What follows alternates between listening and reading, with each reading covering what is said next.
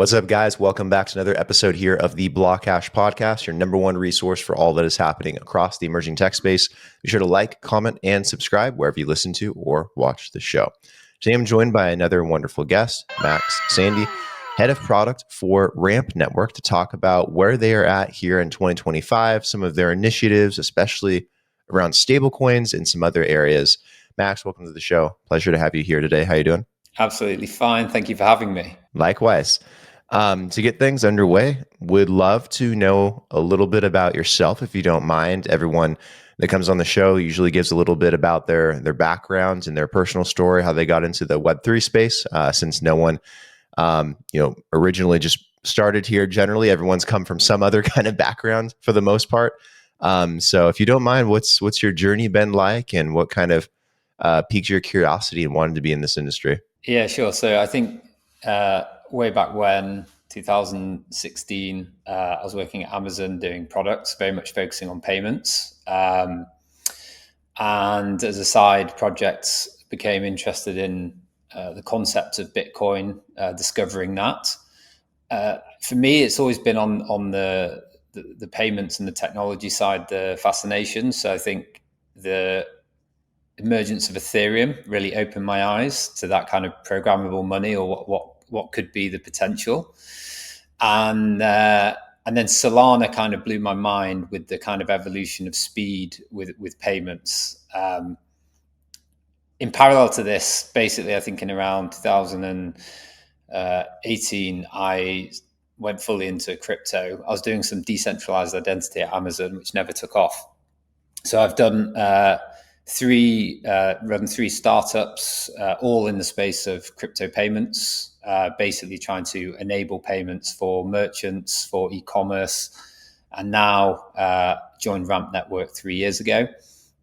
We were doing on-ramping and off-ramping, but now actually making a very similar play around stable coins. But this one is very much focused on end consumers and looking at that kind of global payments and remittance problem. I think it's a really interesting space now, and it's getting to that real precipice point. You see countries adding stable coins, you see banks adding blockchain infrastructure, and you see customer confidence building around these kind of new age apps. So it's an interesting time. Yeah, it is an interesting time. Absolutely. We just had stablecoin summer here that we wrapped up about a month ago, and there's been so many different plays on stablecoins in the industry, especially in the US. There's been a full 180 in terms of sentiment and regulation, and being able to get involved, and from state like PayPal, having their own stablecoin, to Bank of America coming out, and JP Morgan saying that they're going to have their own internal stablecoins at some point. And it seems like it's really kind of got adoption a little faster than crypto has, which is kind of funny. But it's an important infrastructural layer, I think, for this whole industry to have, and it's great to see that level of interest and excitement around it. And I know that the bread and butter for Ramp has always been, in the name itself, on and off ramping. But curious, like, when it comes to payments, remittances, stablecoins in particular, like what is your focus kind of around that here in 2025? I imagine that kind of has been, and then some of the things maybe you guys are working on. Yeah, sure. So you're entirely right. We've done on-ramping and off-ramping for many years now, but we're moving into this new space. So our mission is shifting as well. We really want to become the world's most accessible, consumer-facing payments network on stablecoins. And that is our mission. We have an unfair advantage in the sense we're already in the space. But the problems that we're trying to think about now, like we did with on-ramping and off-ramping 6 years ago, there was a real problem for self-custodial wallets and access to crypto that we solved then. That has become part of the furniture now. And for us, the next big problem is that global payment problem and remittances. So if I think about it, like the main things that we're looking at in terms of problems is today, when you're sending globally, you still have the issue of slow settlements. So it can take days, especially if you're using that legacy banking rails. You still have the high and hidden fees because you have this dependency on domestic banks, international banks, everyone taking a cut. You still have an issue around accessibility and account freezing. You see it on I spend far too much time on Trustpilot reviews of competitors and just standard usual customers, and it happens to us, just fall unfortunately into some kind of risk and compliance trigger, and they'll be locked out of their account and they can't make or receive a global payment. Incredibly frustrating. And still this like limited availability, which seems ridiculous. Like if you send over the weekend or you send at night, you're trying to send to a friend or family, you're trying to support someone, and there's a time conscious aspect to it, and you can't make that payment. And I think these are the things that we're now thinking about, and this is the bet we're making, which is, yes, we are taking our on-ramp and off-ramp infrastructure, but we're layering that in with a self-custodial wallet and an app. And it's not a traditional wallet where you can hold your 50 cryptocurrencies. It's all around stablecoins, starting with the USDC. It's hiding all of that complexity. And the aim is you can seamlessly top up. So really, really driving that conversion. And then from that top up, you can make a payment to anyone, anywhere, in a very Web2-like experience. So not a traditional, send along wallet address and I hit send and hope for the best in a wallet. We're adding like contacts, the social aspects, payment links, so someone can easily receive and download our app and just get that payment straight away without the need to do immediate KYC or vetting because it's self-custodial. And also bringing that trust, because we're bringing that trust of our core onboarding and infrastructure. So we have with our on-ramping, a very clean onboarding. It's ordered, it's structured, it's narrated. So customers will feel confidence from the get-go. It's the way I kind of like to think about it is it's a PayPal plus Wise product on stablecoins. And that's where we want to get to. So it's instant, it's accessible, and it's global. And ultimately, you still have this friction of the on-ramping, off-ramping, and we're trying to solve that with promoting in the app like zero fees for certain cheap payment methods like banking to get people on. And then we're also using that like relayering blockchain technology on like a layer 2 that will enable us to enable the customer to send a payment without any fees instantly to anyone. And that's like, for me, the most exciting thing about this. Yeah, that is really exciting. How do you imagine this kind of functioning? Is it something that would work in essence like how, PayPal and like Venmo work today, where you'd be able to just put in a person's name and it would be maybe tied to their address or whatever, and then select the, let's say you wanted to send USDC to someone to pay for a meal out that you had last night, you want to pay your share of that. Would it just like auto deduct from a card or a business to be able to do that? Like how seamless are you guys thinking of being able to make it so that someone that maybe not as super familiar with Web3 could, tap into it and be able to use it no differently, but still tap into the same benefits of it being fast, it being inexpensive and a good solution? Exactly. And it's a great point. Like we want that experience to look and feel like I'm going to say Revolut is obviously the absolute cream of the crop of user experience, but you get my gist of like every step doesn't need to feel at all like it's a Web3 step. You do need to be informed very clearly you're setting up a self-custodial wallet, but even the complexity there can be tiered for people if they're interested about other forms of backup or seed phrases. That's all separate. The actual core flow, everything from the onboarding, the top up to that first send should really feel like a Revolut or Wise experience. The send is, you're absolutely spot on. That is going to be, imagine in Revolut, you've got your list of contacts, you add a new contact, you send them a link. So the payment link is like a really, really interesting piece of technology that we're working on, because basically what you're combining there is a payment link within a smart contract, all hidden, not complex, highly complex to us, very simple to the customer. So they can receive the funds through a link, and all they need to do is open our app, set up the wallet, and they will receive those funds. The other things that we're looking at, so that's like the MVP, and in Q4 and in Q1, the other things we're looking at is attaching a card, point of sale card to our wallet. So you can also pay point of sale as well. And the other big thing that when we're talking to our customers that is a real need is payment of bills. So like your everyday bills, factoring that in, exposing it in the application, and building partnerships around that. And this is the kind of play to build out this like one-stop shop ecosystem for day-to-day payments. I think the other thing that is interesting is we're obviously coming from a crypto Web3 space, and we don't want to like lose sight of the fact we have these amazing customers and we want to bring them on the journey.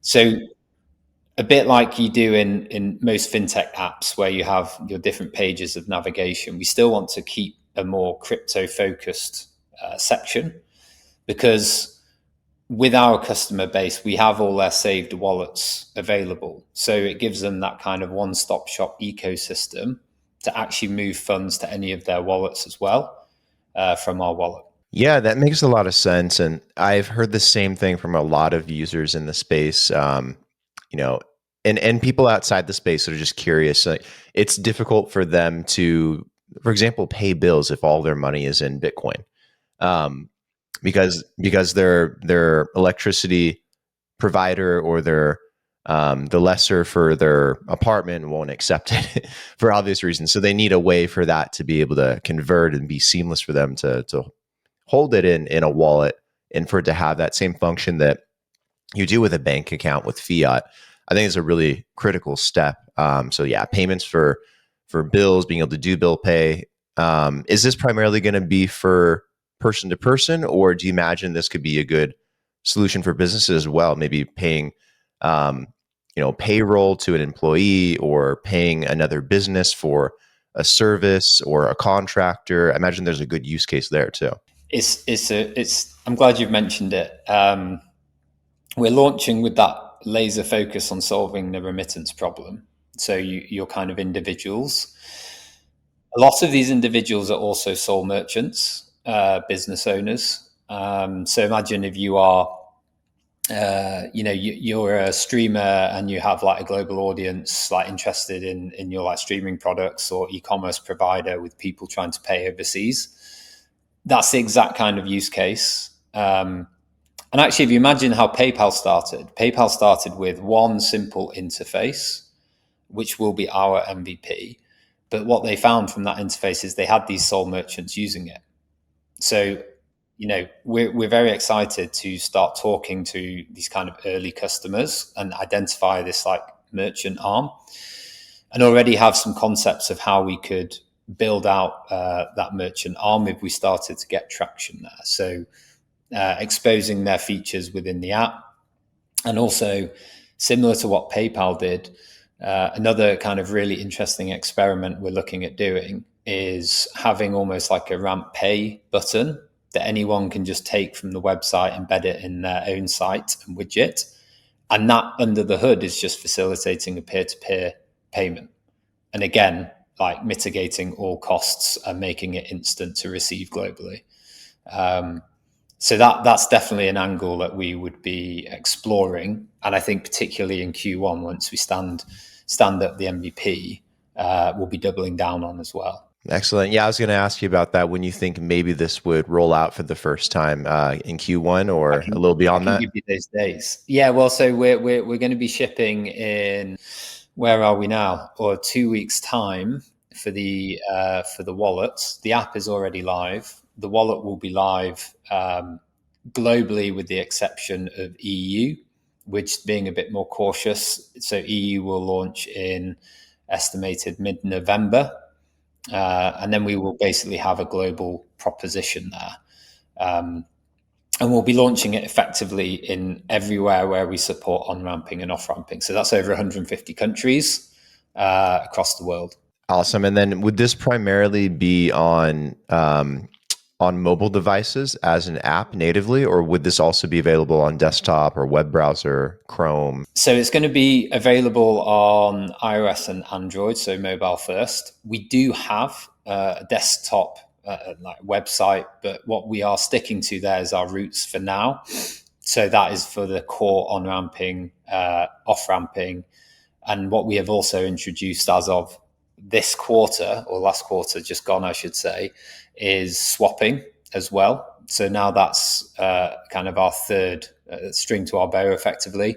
So people can now swap crypto to crypto, and that's actually we've done that because it's a core infrastructure layer for enabling our wallet and that kind of seamless movement of funds. And then are you guys going to be integrating specific stable coins, or like a huge plethora of them, or are you guys working on your own stable coin, or like what, how do you You could go in a imagine? lot of directions here, yeah. Yeah, I, sure. you know, and this is a live discussion because it's things are moving so quickly. It's crazy. So there's obvious channels that we're thinking about, which is like, do you launch your own stable coin where you can start generating like yield and treasury earnings off that?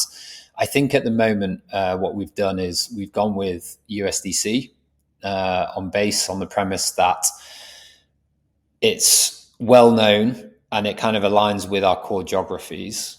And also having one single stable coin simplifies the whole experience for the customer, which is like really important to prove a product.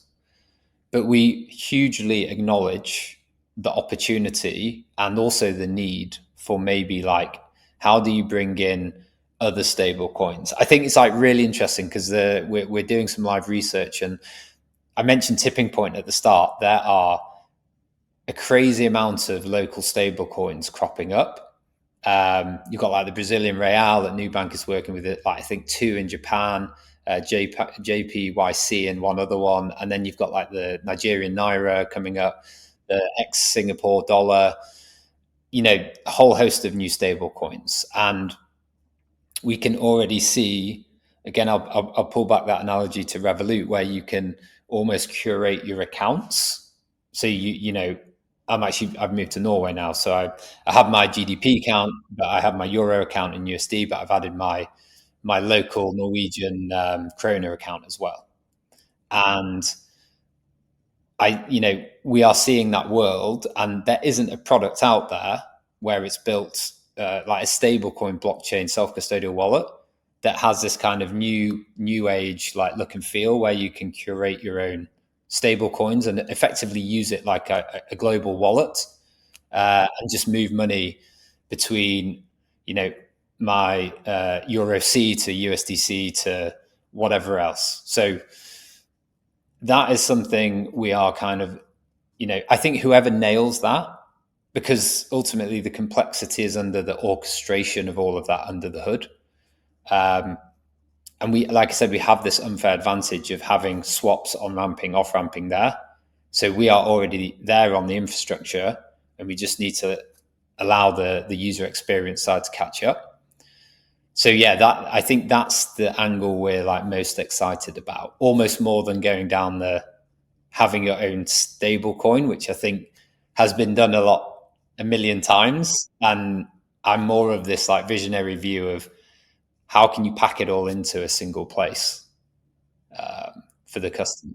Absolutely true. And there's a lot of scrutiny that comes with launching your unstable coin and the I proof mean, of reserves that goes behind it. And we dealt with that a few years ago. Like even yeah. USDC was hammered for losing its peg, like briefly.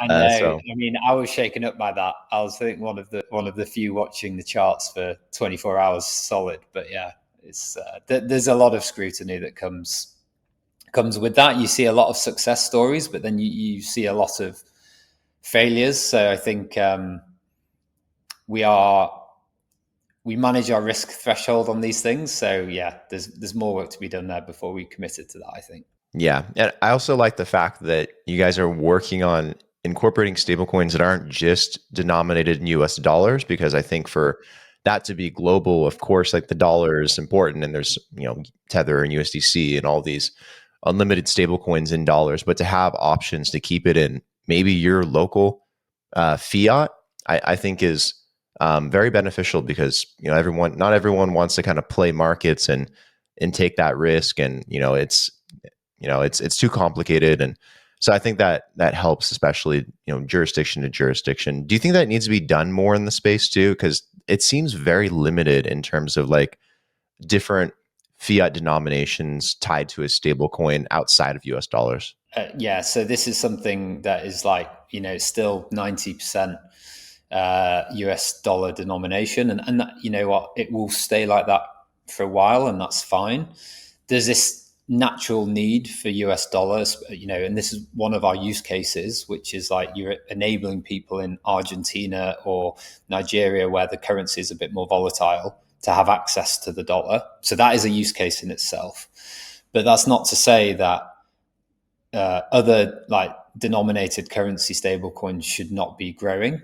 And I think for me, the interesting one here is there's a lot of blockchains, and ecosystems that are now doubling down on this. So we're not like the single white horse leading the charge. We have, and we're active in these conversations with Polygon, Base, and Solana. So a lot of the L2s and Solana are making a big play here. So they are looking, when we look at their roadmaps, they're looking to add as many stable coins as they can across different currency denominations quickly, because they see the value in it. They see the value in it at the institutional level and the demand for the banks, and that then feeds up to the consumer level. So that's like happening now. And I can assure you, like looking at their roadmaps, next year will be really interesting for this. Yeah, absolutely. Have you guys engaged any key partnerships to make this happen as well? Maybe with other banks, other companies? I'm not quite sure. Maybe behind the scenes that you can talk about that kind of like, I guess would kind of give this more levity going forward. Yeah, sure. So we are effectively looking at. So we've obviously partnered with Circle on the premise of the initial launch. We are engaging and partnering with Base and Arbitrum in our kind of like MVP. So exploring opportunities with them to basically like ship and distribute the stables, both of which are super fast chains, provide that kind of instant finality and really affordable. So that's kind of exactly what our visions align there, that we're working towards, like solving this pain point. And then our wallet infrastructure provider have been Turnkey, who have been awesome. I think, Turnkey have been like sensational because they're so configurable. You can create a truly like Web2 like experience now, and abstract away all of that complexity that you traditionally get with a self-custodial wallet. Yeah, I think that's one thing that's incredibly important is abstracting away any of that complexity. Just given that most people are very simple, and someone like myself that's in this space all the time, and it's my job to learn of all these new things. Like I even get confused. So it's like I don't expect my mom, let alone my grandma, to know what to do. But I'm glad there's so much more focus on it now. Yeah, and like it's funny because when we're talking to customers and I talk about going into the remittance space, it's they always say like, do you expect your grandma in Mexico to be receiving a payment? And that's the dream.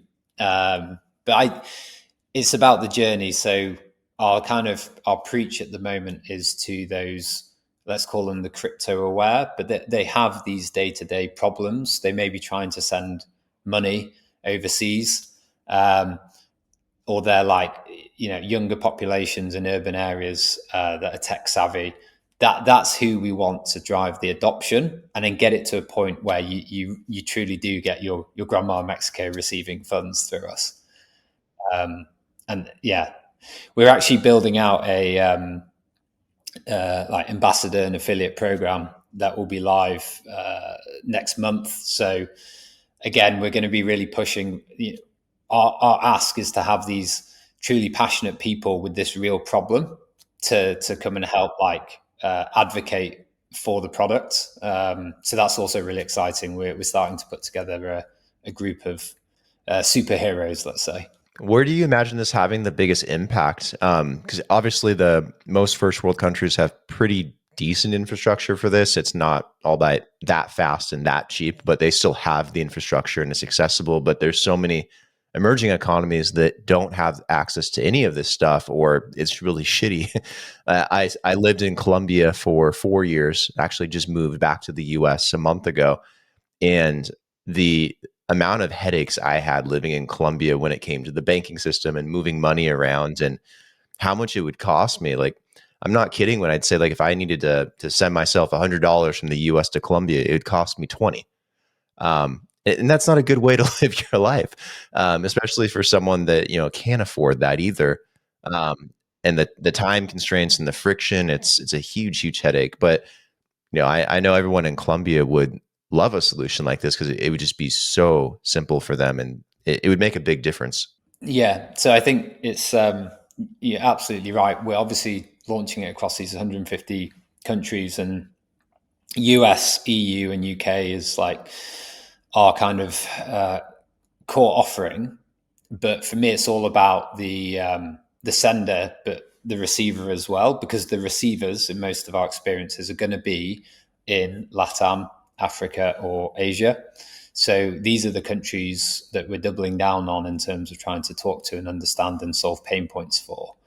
So as an example, with your US to Colombia, what like we try and envision each of these user journeys. So in the US, you can top up onto the wallet. We have card or ACH. ACH is cheaper, so we're going to try and offer that at near zero fees to top up. So you'd be able to receive it in your wallet free.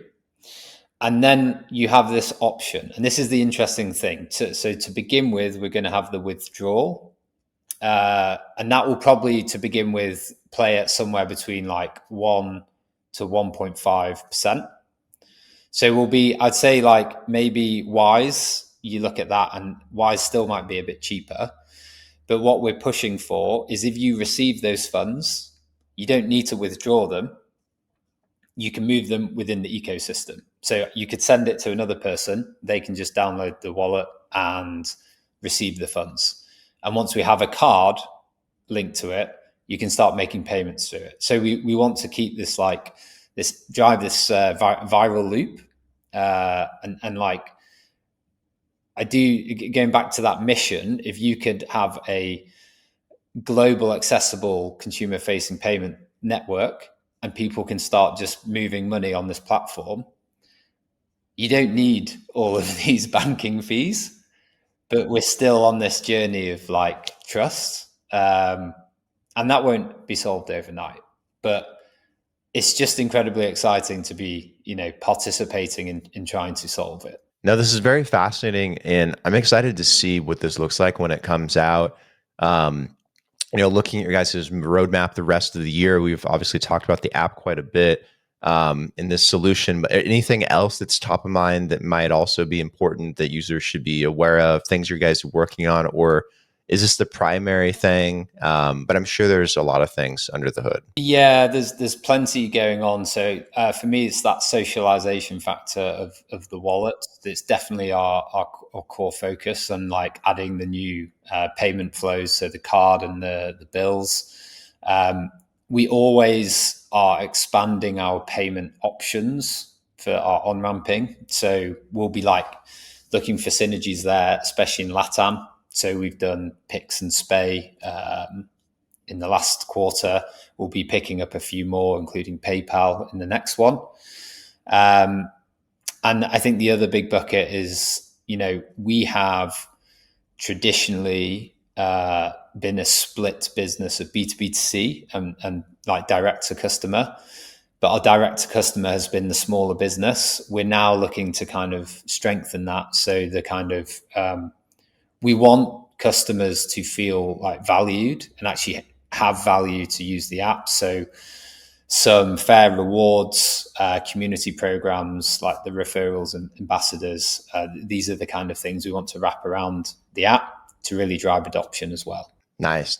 Any events, conferences, engagements you guys might be at here over the course of the fall? Anywhere people can also kind of meet up with you guys? Yeah, so we're going to have people. I might be there myself as well. We've got, I think, Dev Connect in Argentina. There's the Singapore FinTech Festival as well. I think both in November, and then we're hitting up a few more like country specific ones. December Q1 as well. So we've got the Mexico FinTech Week, Web Summit Rio.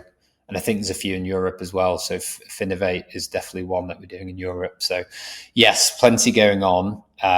We have this new proposition and this problem. So we want to get it out there and start talking to more people about it for sure. Excellent. Well, hopefully at some point we can meet up in person and maybe we can do an episode together as well. But really enjoyed today. This has been a really good conversation and learning about what you guys are evolving into as Ramp. I interviewed you guys a while back, and learning about you guys focusing on and off ramping was a challenge for the industry for a little while, but has become much more stabilized, which is fantastic. And now seeing you guys move into this sector of remittances and payments and building out these solutions is an awesome next step. So I appreciate you sharing all that with me today, and sure people will be very excited to learn about that. Where can people go to keep up with everything? Is the website the best place to go for now? Socials? Do you guys have community? Where would you direct people? So for now, X is our kind of key social at Ramp Network. We have the website and the blog. So definitely, if you're a partner, there's a specific partner page on the ramp.network. If you are a customer as well, you can reach out there, sign up to newsletters and updates as well. And we are going to be re-engaging our Discord and launching a Discord soon. And this Discord is going to be around the new wallets and kind of a purpose for Ramp. So that's going to be kicking in, I think, middle of October as well. Awesome. We'll get everything put in the description for the episode below as well, so people can find everything super easily and quickly. But Max, appreciate the time. Again, this has been fantastic, and looking forward to chatting again here in the near future. Absolutely. Thank you so much.